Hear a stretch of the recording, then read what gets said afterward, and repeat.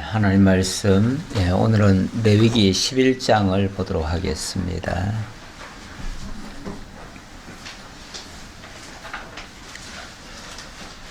레위기 11장, 우리 1절로 8절까지 합독을 해보겠습니다. 여호와께서 모세와 아론에게 말씀하여 이르시되 이스라엘 자손에게 말하여 이르라. 육지의 모든 짐승 중 너희가 먹을 만한 생물은 이러하니 모든 짐승 중 굽이 갈라져 쪽발이 되고 색임질하는 것은 너희가 먹되 색임질하는 것이나 굽이 갈라진 짐승 중에도 너희가 먹지 못할 것은 이러하니 낙타는 색임질은 하되 굽이 갈라지지 아니하였으므로 너희에게 부정하고 사반도 색임질은 하되 굽이 갈라지지 아니하였으므로 너희에게 부정하고 토끼도 색임질은 하되 굽이 갈라지지 아니하였으므로 너희에게 부정하고 돼지는 굽이 갈라져 쪽발이로 돼 책임질을 못함으로 너희에게 부정하니 너희는 이러한 고기를 먹지 말고 그 주검도 만지지 말라. 이것들은 너희에게 부정하니라. 아멘. 하나님께서 처음 인간을 창조하시고 에덴 동산에 살게 하셨습니다. 그때는 보이는 모든 것이 보시기에 좋았고 그리고 그것들을 다 먹을 수 있었습니다. 그런데 그때 있었던 것은 사실은 동물이라기보다는 주로 식물 쪽이었죠. 그래서 뭐 과일이라든지 뭐 채소라든지 아마 이런 것들이 주 먹거리였을 겁니다. 그래서 하나님께서 그런 것들을 식물로 주신 겁니다. 인간이 먹고 살 수 있는 식물로 주셨어요. 그런데 노아 홍수 이후에 인간이 이제 타락을 하고 죄악이 아주 관영했다고 합니다. 관영해서 하나님께서 노아 시대에 홍수를 통해서 한번 심판하셨습니다. 그래 놓고 그 다음에 짐승 중에서도 육축 중에서도 동물 중에서도 먹거리를 삼으라고 말씀하셨어요. 그래서 공식적으로는 인간에게 먹거리가 더 확대된 거죠. 과일이나 채소에 국한됐던 먹거리가 동물로도 바뀌었습니다. 그래서 그 뒤로는 동물을 먹게 됐는데 먹을 때에 하나님께서 오늘 내용을 보니까 이런 것은 먹어도 되지만 이런 것은 먹으면 안 된다라고 어찌 보면 단서가 붙었네요. 하나님께서는 모든 것을 허용하는 가운데서도 단서를 붙이십니다. 사실은 에덴 동산에서도 하나님께서 생명과와 선악을 알게 하는 나무의 열매를 두시고 모든 것을 다 먹을 수 있도록 처음에 하셨는데 다만 한 가운데 있는 선악을 알게 하는 나무의 열매만큼은 먹지 말아라. 이것만 먹지 말아라. 그게 이제 어찌 보면 하나님께서 단서를 붙이신 거예요. 만약에 그 단서가 없다면 인간은 모든 것이 다 허용되는 그야말로 완전 자유인이 되죠. 완전 자유인이 되는데 하나님께서는 인간과 하나님과의 그 차별을 하나님 두신 겁니다. 어찌 보면 하나님이 완전 자유자이시고 인간은 분명히 하나님께서 자유를 주시기는 주시는데 완전한 자유자가 아니라 하나님께 종속된 자유자임을 일깨워 주신 겁니다. 그게 일종의 율법이죠. 율법이라고 하는 것은 어떤 한계를 두시면서 어떤 제약을 두시면서 행하게 하는 겁니다. 그런데 그 제약에 만약에 걸리면은 그게 하나님의 뜻을 거스르는 것이 되고 그게 부정한 것이 되고 옳지 않은 것이 되는 거예요. 그렇게 해서 하나님이 하나님과 인간의 분명한 구분점을 두신 겁니다. 차이점을 두신 거예요. 이걸 모르면은 인간이 마치 완전한 자유자인 것처럼 생각하고 자기가 하나님처럼 된 줄로 착각을 해요. 그렇지 않겠어요? 인간에게 모든 자유가 다 주어지고 마음대로 할 수 있도록 내버려 두면 하나님과 똑같은 존재가 되죠. 그야말로 전지전능자가 돼버리죠. 모든 걸 다 할 수 있으니까요. 그래서 하나님은 인간에게 한계를 두신 거예요. 그 한계가 너는 피조물이야. 너는 창조주가 아니야. 너는 피조물이야. 그러니 너는 내 아래에 있어야 돼. 내 말을 들어야 돼. 이거를 분명히 하나님은 구분을 두신 거예요. 그런데 그 뱀이 와서 유혹을 했잖아요. 네가 이것을 먹는 날에는 눈이 밝아서 너도 하나님같이 될 수 있어. 이렇게 얘기한 거 아닙니까? 너도 하나님같이 될 수 있어. 하나님같이 될 수 있다는 그 말이 우리도 전지전능한 자가 될 수 있다는 얘기 아니에요? 선악을 알게 하는 나무의 열매 그것만 금했는데 다른 건 다 허용된 거 아닙니까? 다 허용됐고 요거는 금했어요. 금했는데 다른 거 다 허용됐으니까 그걸 마음대로 할 수 있죠? 그런데 요 금한 거 요것마저도 마음대로 할 수 있다면 진짜 전지전능자가 되는 거죠. 그렇지 않겠어요? 그냥 하나님과 똑같아지는 거죠. 구분점이 하나도 없잖아요. 그런데 하나님이 다 좋아하시면서도 피조물이 조물주처럼 피조물이 창조주처럼 되는 것만큼은 기뻐하지 않습니다. 그렇잖아요. 그래서 하나님이 그거 한 가지 제약을 두신 건데 그 한 가지마저 자기 것으로 삼고 자기가 하나님처럼 되고자 했던 거예요. 이게 하나님을 대적한 것이고 하나님을 반역한 행위가 되는 것이죠. 그래서 하나님은 너는 피조물이야.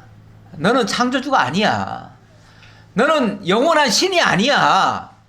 너는 내가 내 아래에 있는 자야 라는 거 분명한 구분점을 두시려고 하나의 제약을 두신 거예요. 자, 오늘 내용은 물론 그거와 똑같은 얘기는 아니지만 그런 의미로 이해하시면 좀 빠를 것 같아서 제가 이 말씀을 드린 겁니다. 오늘 하나님께서 먹거리를 다 일러주셨습니다. 일러주시는데 전에는 분명히 식물만 먹게 했지만 그 이후에는 동물까지도 먹게 했어요. 자, 그래서 모든 동물을 우리가 먹을 수 있습니다. 있는데 다만 이런 것만큼은 먹지 말아라 라고 하나님이 또 제약을 두시네요. 그러면서 이런 거는 먹고 이런 건 먹지 말아라. 이게 단순히 이 음식은 좋은 거니까 먹고 이 음식은 나쁘니까 먹으면 안 된다. 이 동물은 좋은 거니까 먹고 이거는 나쁘다. 이렇게 흑백으로 판단하실 게 아니고 하나님의 뜻이 그 안에 있는 거예요. 하나님의 뜻이 있어요. 하나님이 분명히 당신과 인간이 다르다는 것을 일깨워주고 너는 하나님의 뜻을 따라야 돼 라고 하는 것을 그 동물 속에도 어떤 먹거리 속에도 담아 놓으신 거예요. 담아 놓으시고 그걸 깨닫게 하기 위해서 그걸 알게 하려고 먹거리에 차별을 두신 거예요. 그러니까 이거를 단순히 좋은 거냐 나쁜 거냐 인간에게 유익한 거냐 나쁜 거냐 이렇게 판단할 게 아니고 인간 기준이 아니에요. 하나님 기준이에요. 하나님 기준. 예, 그런 시각에서 본문을 이해했으면 좋겠습니다. 자, 오늘 내용 속으로 들어가기 위해서 오늘 이제 11장은 식물에 대한 규례인데요. 일단은 성화 규례 선포라고 말씀을 드립니다. 11장부터 20장까지가 성화 규례입니다. 성화라고 하는 거는 거룩하게 되는 것을 얘기하는 거죠. 하나님이 인간 타락 이후에 다 부정해졌습니다. 인간들이 모든 인간이 다 부정해졌어요. 그런데 그 부정한 인간을 사실은 그 자체로는 쓸모가 없지요. 그냥 버려 폐기돼야 마땅하지요. 그런데 하나님이 원래 인간을 창조하실 때에 하나님의 거룩하심을 닮아서 하나님과 같이 살기를 원하셨어요. 그래서 하나님은 처음 인간을 지을 때부터 아주 특별하게 지었잖아요. 다른 모든 것들은 그냥 흙으로 짓고 그냥 살며 기도하게만 했을 뿐인데, 인간에게는 하나님의 형상과 모양대로 하나님이 그렇게 계획을 세우셨고 그렇게 말씀으로 선언하시고 그 말씀 그대로 이루셨어요.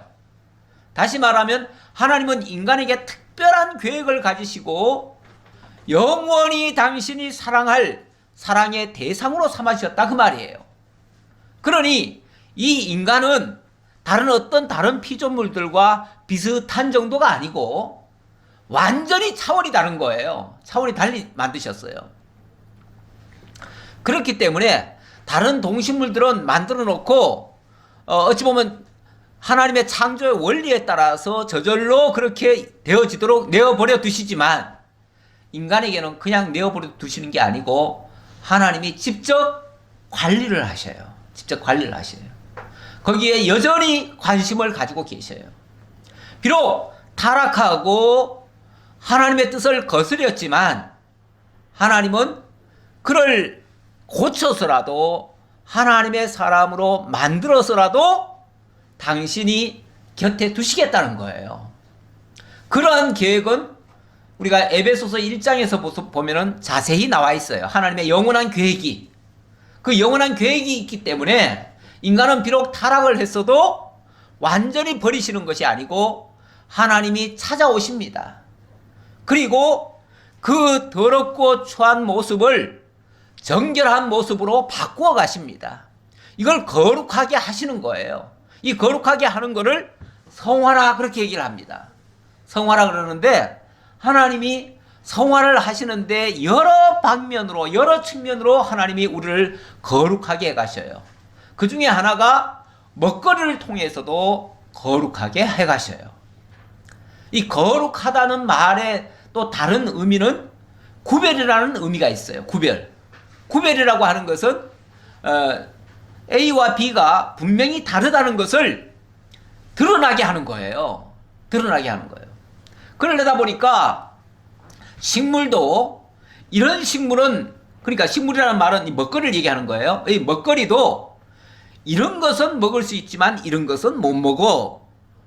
그러면서 거기에 왜냐하면 이게 들어가죠. 왜냐하면 이런 것은 내가 좋아하고 이런 것은 싫어하니까 그런 거야. 여기에 하나님의 뜻이 있어요. 뜻이 있는데 그 뜻이라는 게 하나님이 이 고기는 좋아하고 이 고기는 싫어한단 말일까요? 하나님은 이런 고기 자체를 안 드셔요. 그렇죠? 하나님은 그런 것 자체를 드시는 게 아니고 그 짐승의 모양과 형상과 어떤 특징에 하나님의 뜻이 담겨 있다 그 말이에요. 뜻이 있는데 하나님의 좋아하시는 뜻과 싫어하는 뜻이 그 식물 속에 담겨 있어요. 그러니까 내가 좋아하는 뜻은 이런 거니까 이런 음식을 먹으면서 이런 동물을 먹거리로 먹으면서 나의 뜻을 알아라, 이 뜻이에요. 이렇게 하려니까 당연히 이 동물에도 그 특징들이 있잖아요. 여러 가지 특징들이 있으니까 그 특징들 중에서 하나님이 좋아하시는 것과 하나님이 싫어하시는 것, 이런 것들을 담아 놓은 거예요. 그런 것들이 육축 중에서는, 이 육지 식물 중에서는 쪽발과 새김질을 하는 동물, 이걸 동시에 다 하는 동물, 그 얘기입니다. 하나만 해가지고는 안 돼요. 둘 다 하는 동물, 그거를 하나님이 좋아하신다는 것이고, 만약에 이 중에 쪽발은 갈라졌는데 새김질을 못한다든지 새김질은 하는데 쪽발이 없다든지 이러면은 뭔가 하나님의 뜻을 절반밖에는 드러내질 않고 있어요. 그런 것들은 하나님 원치 않는다는 거예요.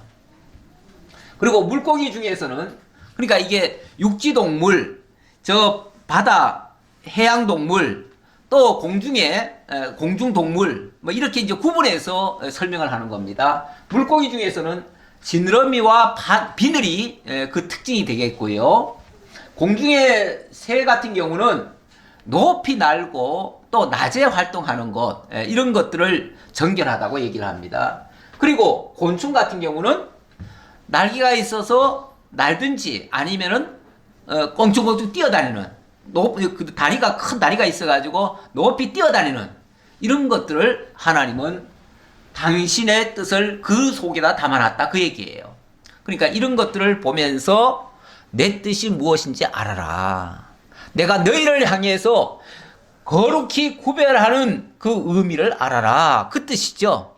그런 뜻으로 이런 것들을 소개하는 겁니다. 그 다음에는 이제 출산 얘기가 나오고 질병 얘기, 유출에 관한 얘기, 성소에 대한 규례, 풍속에 대한 규례까지 이렇게 차례대로 소개를 하는데 오늘 어디까지 가는지는 모르지만 한번 살펴보도록 하겠습니다.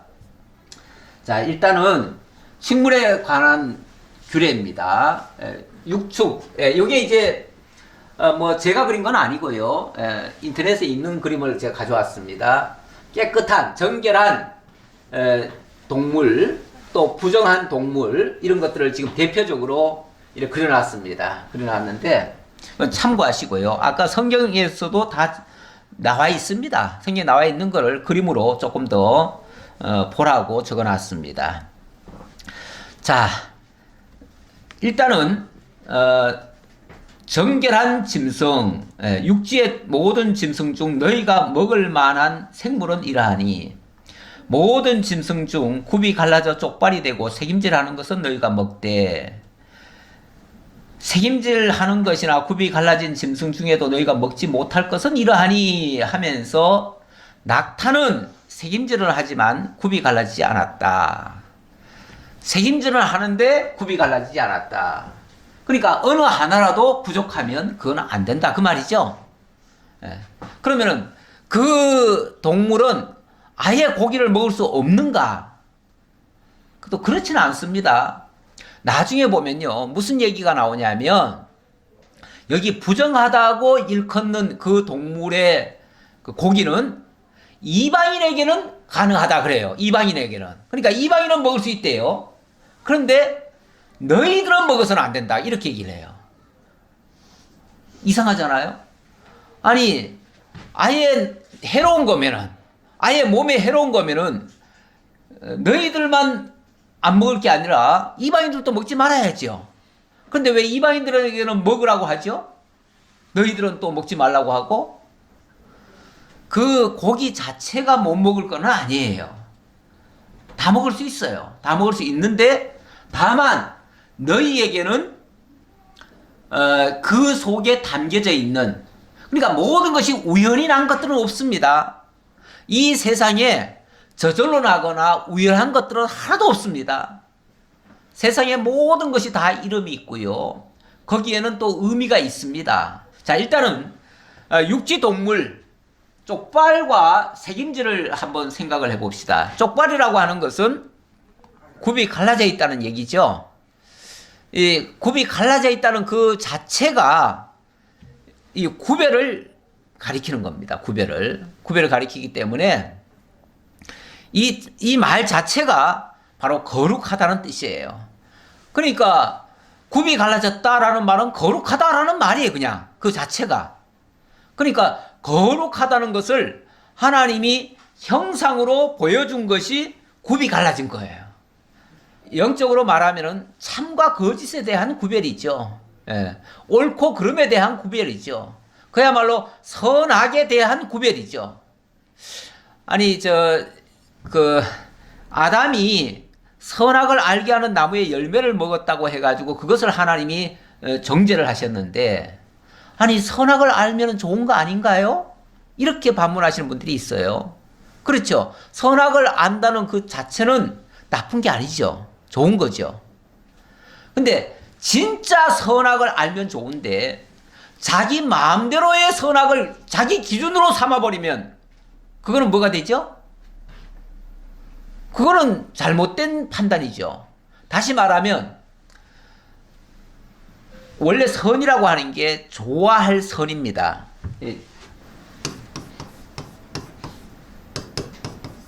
이 선자가 착할 선이기도 하지만 좋을 선이기도 합니다. 그래서 하나님이 좋아하셨더라 하는 게 다 선이에요.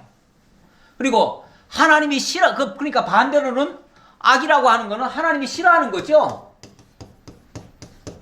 하나님의 싫어하심, 하나님의 좋아하심. 이게 선악인데, 인간도 자기 기준이 생겨버려요. 자기 기준이 생겨버리면 내가 좋아하는 거를 선이라고 하고 내가 싫어하는 걸 악이라고 그래요.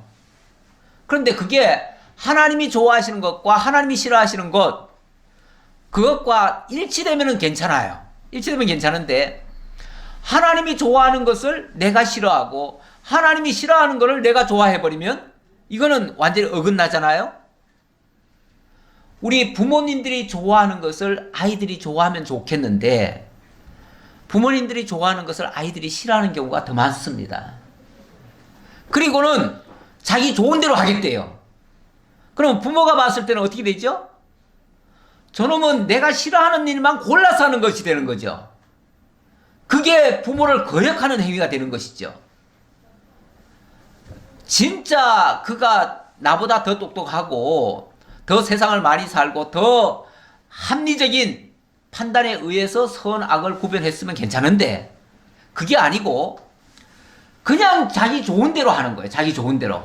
이렇게 되면 이거는 본인이 선악이라고 규정하는 것이 결국은 부모님과는 다른 거예요. 마찬가지로 아담이 선악을 알게 되는 순간은 그때는 자기 기준의 선악이 돼버려요.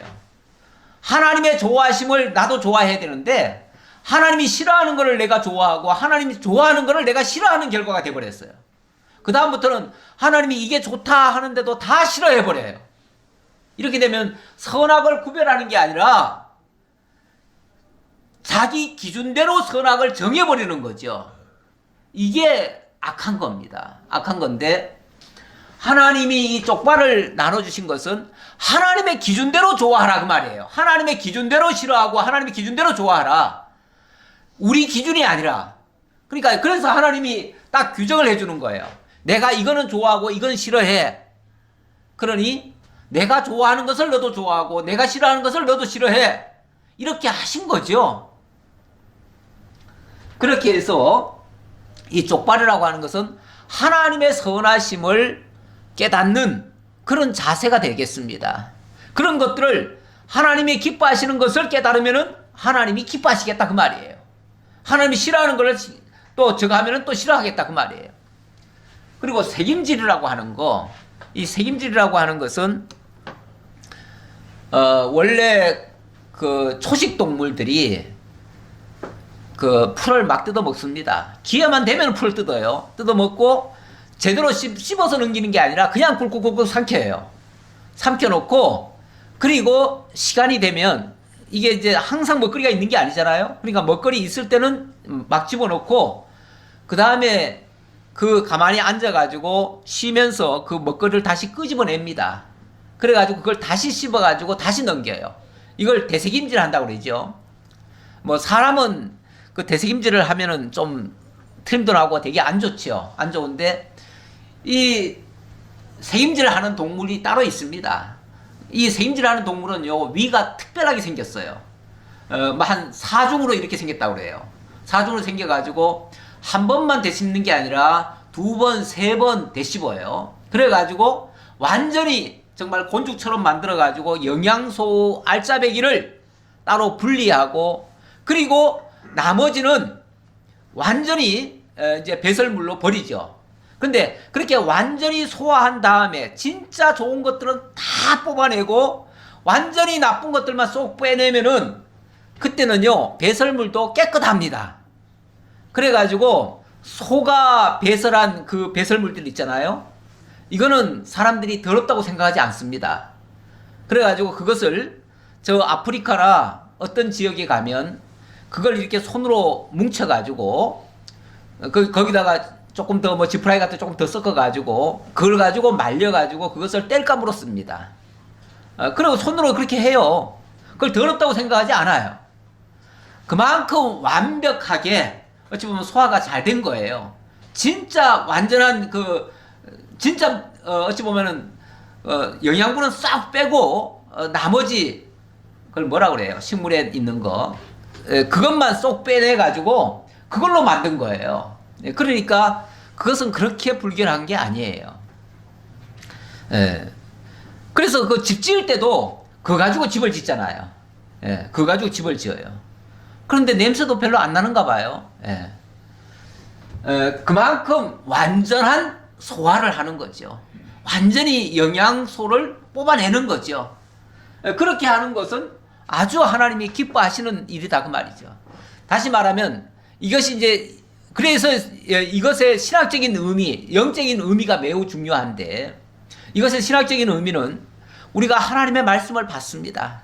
받는데 한번 받으면 그것이 온전히 소화가 돼가지고 완전히 나를 새롭게 만들고 변화시키는가? 그렇지 않아요. 일단은 그 말씀을 듣는데 그 들은 말씀을 가지고 새김질을 하는 거예요. 다시 되새겨가지고 그 말씀이 정말로 안 좋은 것들은 다 뽑아내고 정말 영양소 있는 말씀으로 내게 받아들이는 거죠. 그렇게 되면 그 말씀이 나를 완전히 살리는 생명의 말씀으로 바뀌어지고 그것이 나의 생명의 양식이 되어지는 거죠. 우리가 그걸 먹고 사는 거죠. 우리가 육을 먹고 사는 게 아니라 지금 육신의 양식을 얘기하지만 사실은 이건 하나님의 영의 양식을 가지고 우리가 이해를 하셔야 돼요. 그 의미를 담아놨으니까요. 그래서 영의 양식을 우리가 먹을 때도 이렇게 새김질을 해야 된다. 그런 뜻으로 이해를 하시기 바랍니다.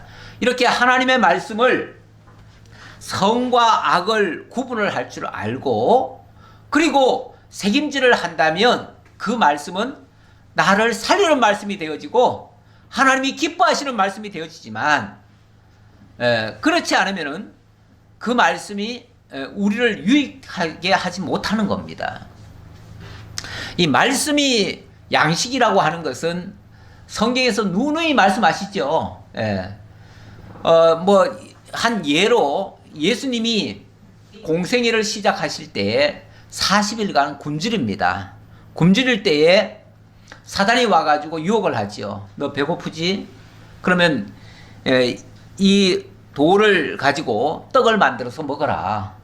너 할 수 있잖아. 너는 하나님의 아들이니까 할 수 있잖아. 이렇게 유혹을 합니다. 그럴 때 예수님 뭐라고 답변하십니까? 사람이 떡으로만 사는 것이 아니요 하나님의 입으로 나오는 모든 말씀으로 살 것이라. 우리가 살아가는 것이 먹거리를 가지고 사는 것 같지만 실제로는 이 육이 사는 게 진짜 사는 게 아니라 우리 영이 사는 게 진짜 사는 거거든요. 육은 이 영의 집과 같은 거예요. 그러니까 이 집이 중요한 것보다 집 안에 있는 사람이 더 중요한 것처럼 이 육체보다 우리의 영이 실제적인 나인 거예요. 육체는 어찌 보면 껍데기예요. 집에 불과해요. 그래서 우리 영이 영원히 살아야 되는데 이 영은 하나님의 말씀으로 산다 그 말이죠. 근데 그 말씀도 이렇게 선악이 분명히 구분된 말씀, 하나님의 말씀 가운데 이 말씀 속에 다 하나님의 말씀이죠. 말씀인데 경계하는 말씀도 있고 사실은 이런 것들은 하지 말라 하는 말씀도 있잖아요. 그런데 그런 것들이 어느 것이 선이고 어느 것이 악인지 모르고 구분을 못하면은 우리는 하나님이 싫어하는 일을 골라서 할 수도 있어요. 그렇죠? 이렇게 우리가 신앙생활을 한다고 하지만 하나님을 섬기는 행위를 한다고 하지만 하나님의 뜻도 모르고 열심 내는 것도 많고요. 그런 경우라면 그것은 결국은 하나님의 말씀을 제대로 먹는 게 아니에요. 이 잘못 먹는 거예요. 새김질이라고 하는 것도 한 번 들은 것으로 우리가 다 알았다 할 수가 없잖아요. 그래서 다시 그것을 되새김질하고 또 확인하고 원래 베레아 성도를 가리켜서 신사적이다 이렇게 얘기를 합니다. 왜 신사적이라고 하냐면 그들은 말씀을 듣고 그 말씀이 그러한가 하여 상고했다 그럽니다. 다시 한번 그 말씀을 자세히 살펴봤다 그 말이에요. 이게 대책임질을 하는 행위예요. 우리 신앙의 대책임질. 신앙의 대책임질은 하나님의 말씀을 한 번 들은 것으로 다 들었다. 한 번 아는 것으로 다 알았다가 아니고 더 들은 말씀을 다시 한번 확인하고 그리고 그 말씀과 내가 나를 비춰가지고 내 모습까지 확인을 해야 돼요. 그렇죠? 예. 그 말씀, 객관적인 말씀은 그렇다 하는데 나와 무관하면 무슨 상관이 있겠어요?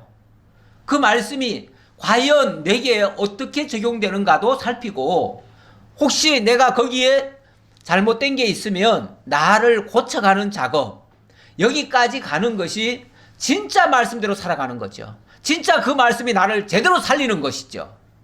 근데 말씀은 들어왔는데 나 다 알아. 그런데 나는 아무것도 안 고쳐. 그냥 알기만 해요. 그거는 나를 살리는 게 아니잖아요. 오히려 그 말씀은 나를 교만하기만 만들어요. 지적으로만 높아져가지고. 이렇게 되어지면 그 말씀은 나를 살리는 게 아니고 나를 죽게 만들 수도 있어요. 이런 실수도 할 수 있어요.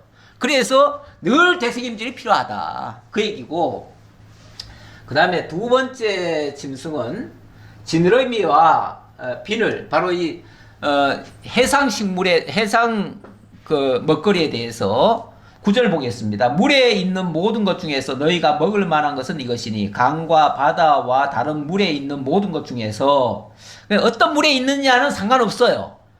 그런데 요거는 반드시 갖춰야 된다. 뭐가 갖춰야 되냐면은 지느러미와 비늘 있는 것은 먹되 이렇게 얘기합니다. 예. 지느러미와 비늘 있는 것은 먹되 예.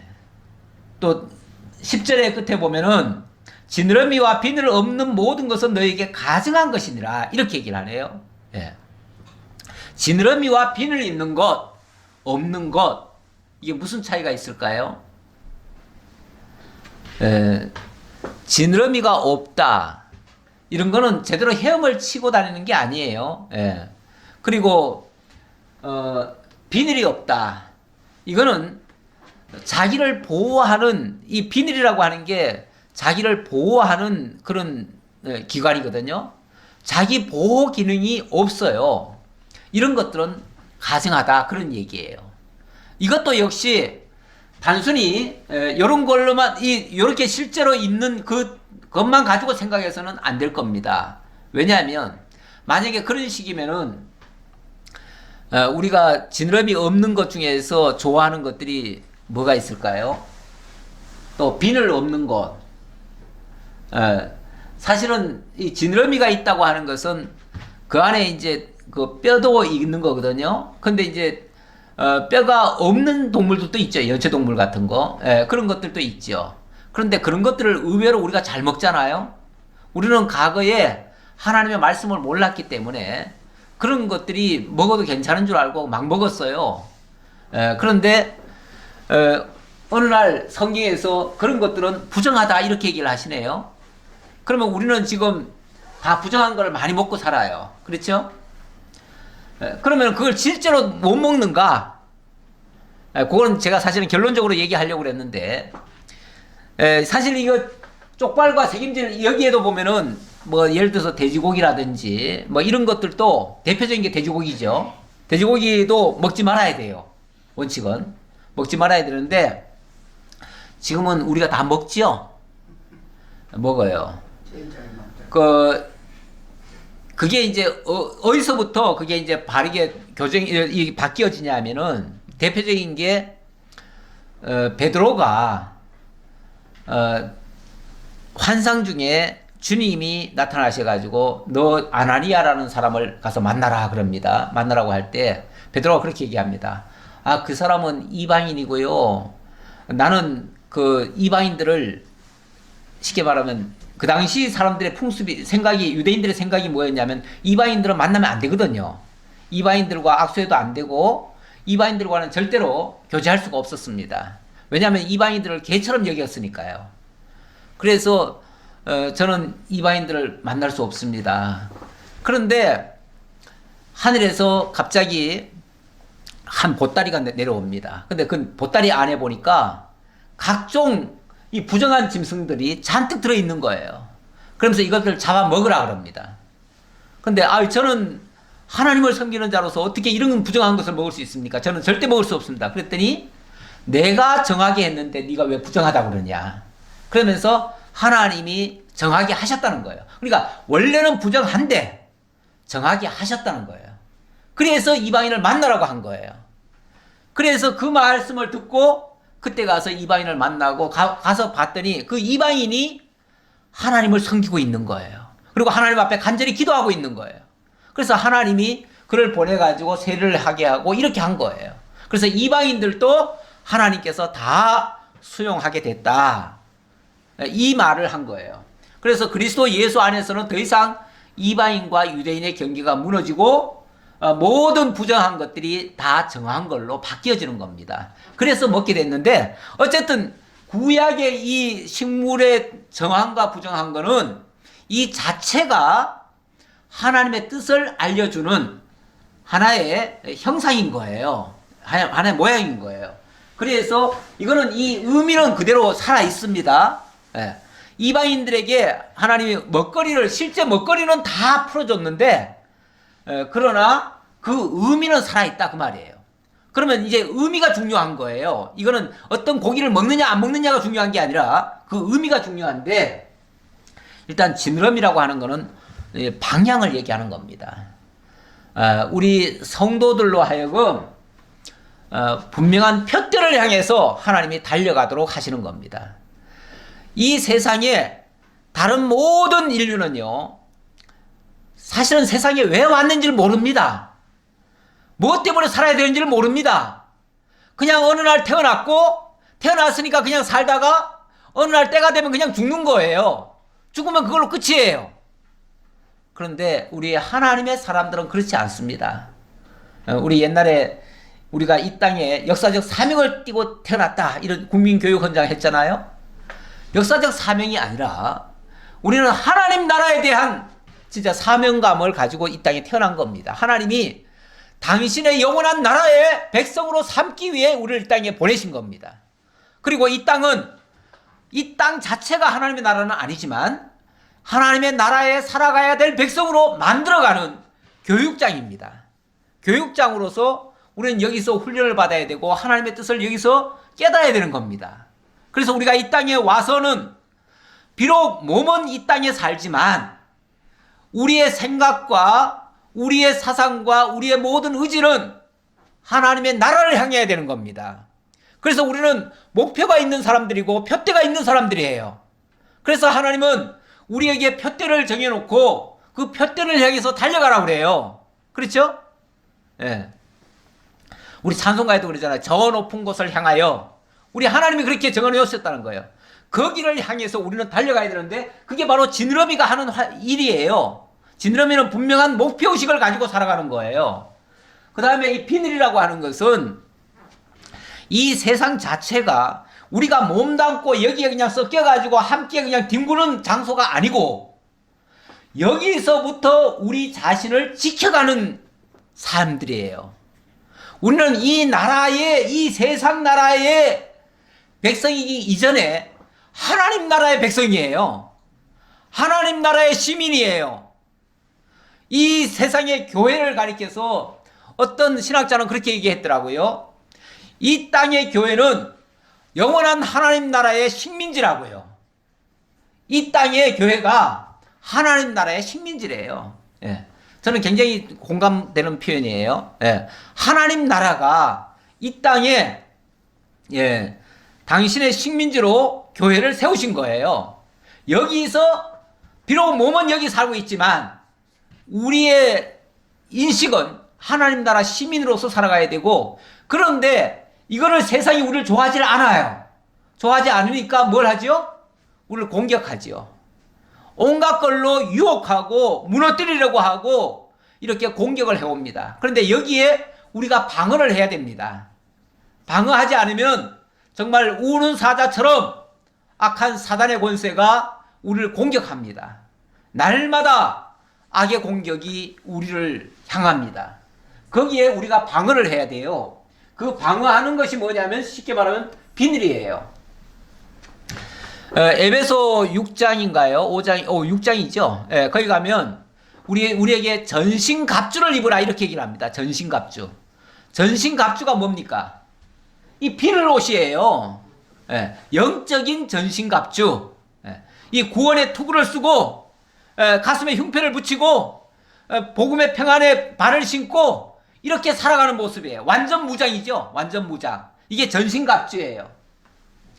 비록 물고기 한 마리를 먹으면서도 하나님이 우리를 이 세상에 속하지 아니하고 영원한 나라에 속했다는 것을 기억하고 전신갑주를 입고 이 악의 세력과 더불어 우리가 싸워 이기면서 나아가라고 하는 그러한 하나님의 메시지가 담겨 있는 거예요.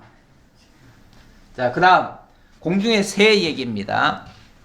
예, 13절 새 중에 너희가 가증이 일 것은 이것이라. 예, 그러면서 여기서는 가증한 얘기를 쭉 얘기하네요. 가증하다. 예, 이 새라고 하는 것 특징을 제가 이제 정리를 해보니까 높이 날고 또 낮에 활동하는 것들은 비교적 다 선하다라고 얘기를 해요. 물론 둘 중에 하나는 아닌 경우는 부정할 수 있어요. 예, 그런데 아예 둘 다 높이 날지도 않고 또 이게 낮에 활동도 안 하고 밤에 활동하고 어찌 보면 야비하게 이렇게 행동하는 거, 밤에 속한 자들 이런 것들은 다 부정합니다. 근데 우리 하나님께서 우리 성도들을 향해서 너희는 낮에 속한 자들이다. 너희는 낮에 속했다. 이렇게도 얘기하고 너희는 또 높이 난다고 하는 것은 정말 여기도 그 얘기도 했지만은 하나님의 큰 뜻을 우리가 발견하는 겁니다.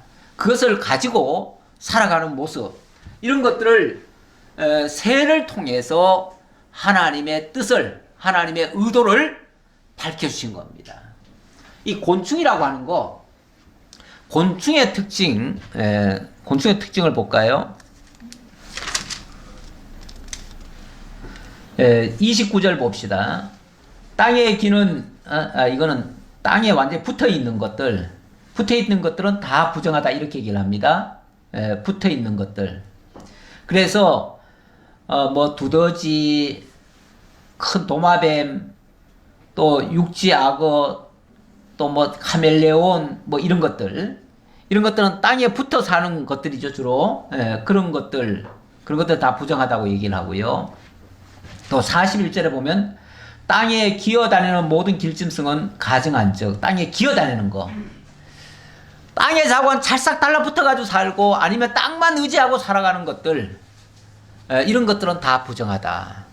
이 땅이라고 하는 것의 의미가 뭐 땅도 하나님이 주신 거니까 그 땅 자체가 나쁘다는 건 아니에요. 그런데 땅에 붙어 사는 것, 땅을 의지하는 것, 이런 것들이 부정하다 그 얘기예요. 왜냐하면 모든 동물들 중에 유일하게 고개를 이렇게 위로 쳐들고 머리를 위에 두고 사는 것이 사람이잖아요. 우리 하나님이 사람을 특별히 어찌 보면은 저 하늘을 향해서 바라보라고 하신 거예요.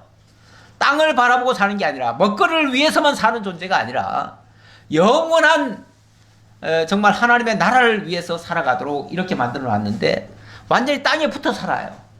땅만 위해서 살아요. 땅이 전부예요. 비록 땅에 살지만 뛰어다니는 모습 이거는 거기에 붙어 의지하는 게 아니잖아요. 그렇죠? 의지하는 게 아니에요. 땅을 의지하는 게 아니에요. 벌쩍벌쩍 뛴다고 하는 것은 우리의 삶도 이 뛰어가는 삶, 달려가는 삶, 주님의 뜻을 따라서 그렇게 위로 향하는 삶, 이런 것들이 우리 다 정결하다고 하는 그런 의미가 되겠습니다. 그렇게 이해해 주시기 바라겠고요. 12장을 좀 볼까요? 12장 하나 좀 더 봅시다. 여호와께서 모세에게 말씀하여 이르시되 이스라엘 자손에게 말하이르라 여인이 임신하여 남자를 낳으면 그는 이래 동안 부정하리니 곧 월경할 때와 같이 부정할 것이며 여덟째 날에는 그 아이의 포피를 벨 것이요 그 여인은 아직도 33일을 지나야 사녀리 깨끗하리니 정결하게 되는 기한이 차기 전에는 성물을 만지도 말며 성소에 들어가지도 말 것이며 여자를 낳으면 그는 2일 동안 부정하리니 월경할 때와 같을 것이며 사년이 깨끗하게 되면 66일을 지내야 하리라. 이거는 이제 해산의 이야기입니다. 출산 얘기인데, 근데 여기 좀 차이점이 있네요. 남아를 출산했을 때와 여아를 출산했을 때 다르다네요. 남아를 출산하면은 7일간 부정한데, 그리고 33일간 더 있다가 이제 완전히 정결해진다고 하니까 결국은 40일 후에 정상인이 된다 그 얘기고, 여아를 출산했을 경우는 14일간 부정하는데 그 다음에 66일간을 더 지나야 정결해진다고 하니까 결국은 80일 후에 정상이 됩니다. 왜 이런 차이가 있을까? 실제로 우리 신체적으로 남아를 낳았을 때는 이렇게 짧게, 쉽게 말하면 40일간만 산후간호를 하면 되는가? 그걸 산후간호라고 하면 뭐라 그러나요? 산후조리. 산후조리만 하면 되는가? 여아를 출산했으면은 80일간 산후조리를 해야 되는가? 무슨 큰 죄인이 됐네. 그렇죠?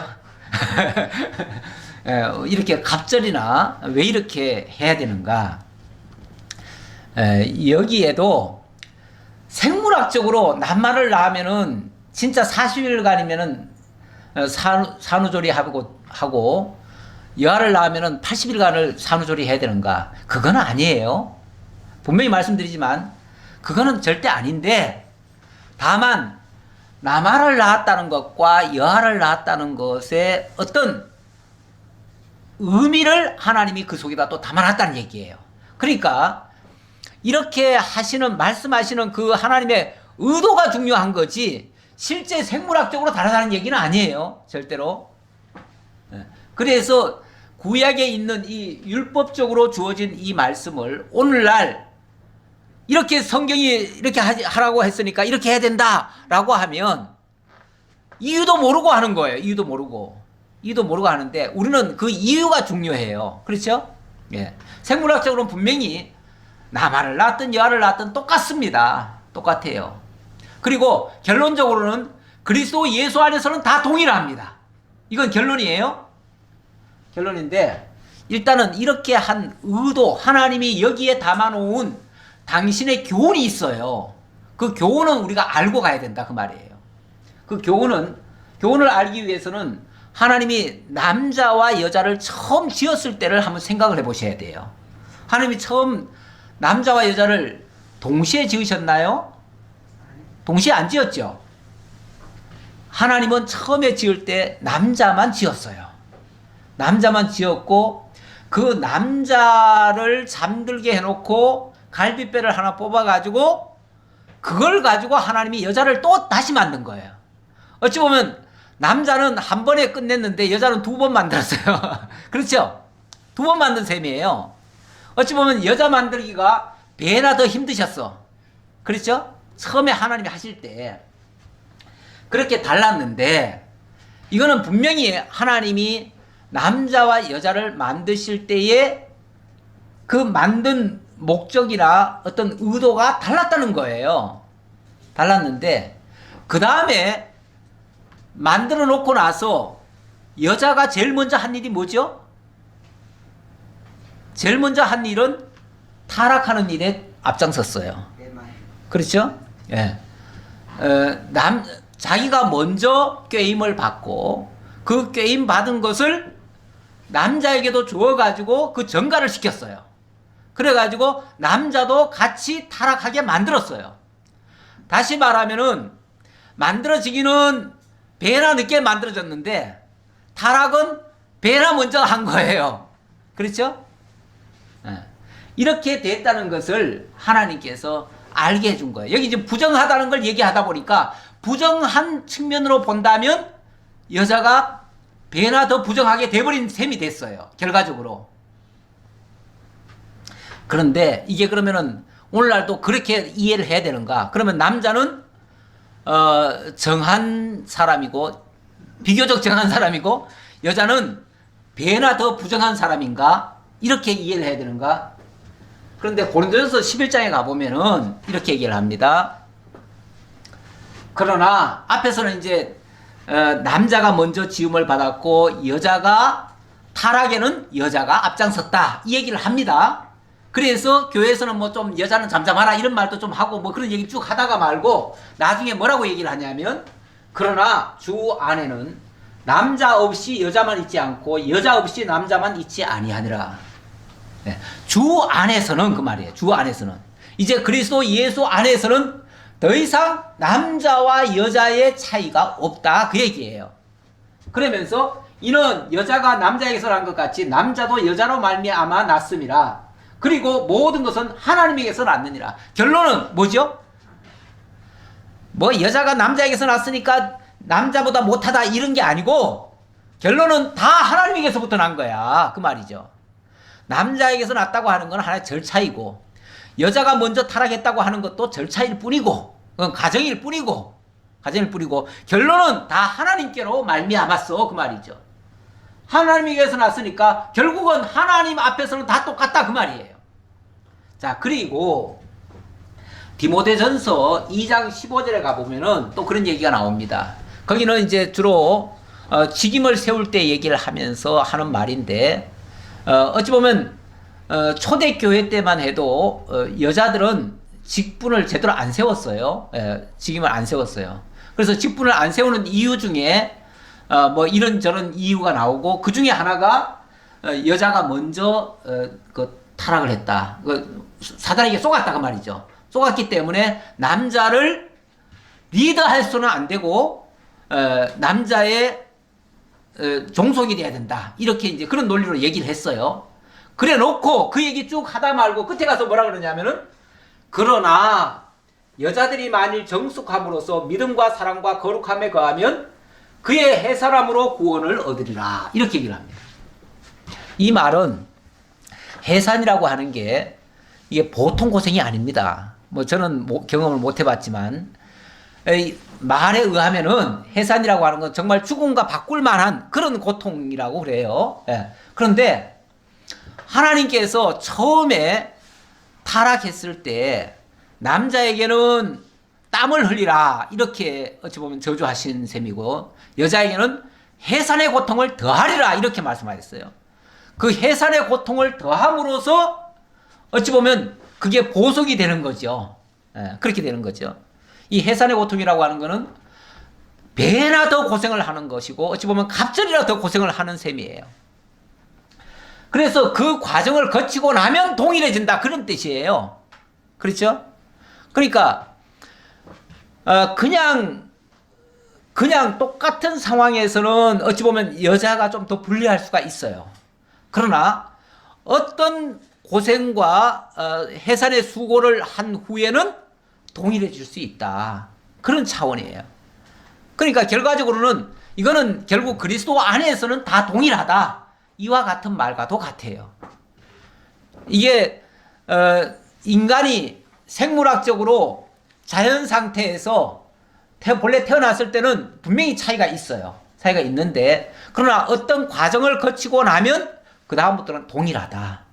이런 얘기예요. 그리고 이 다음에 우리가 하나님 앞에 갔을 때도 동일합니다.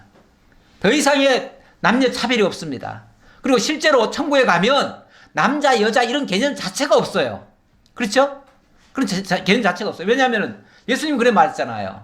어떤 사람이 결혼을 했는데 복잡하게 살았어요. 그럼 나중에 천국 가가지고 다 같이 천국 오면 얼마나 부끄럽고 이상하겠어요?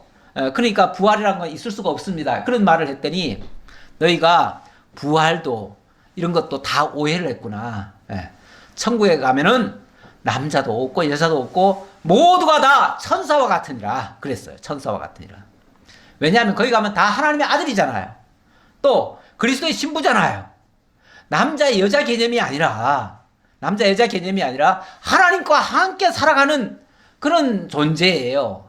그러니까 더 이상 이 땅에서만 성별이 필요한 거지 하나님 나라에서는 성별이라는 자체가 없어요. 그래서 그런 개념을 오늘 본문에서도 이해를 하고요. 이런 것들을 다 정결하게 하는 것은 그 뒤에 얘기는 제사로 정결하게 된다 이렇게 얘기를 하는데 제사 속에는 이 모든 과정을 다 제거하는 그런 의미가 또 담겨져 있습니다. 그래서 우리는 그리스도 예수 안에서는 이 모든 율법적 차별적 요소들이 이제 그리스도 예수 안에서는 모두가 다 사라지고 온전히 하나님 앞에 바로 세워지는 거룩한 사람으로 바뀌어져 간다.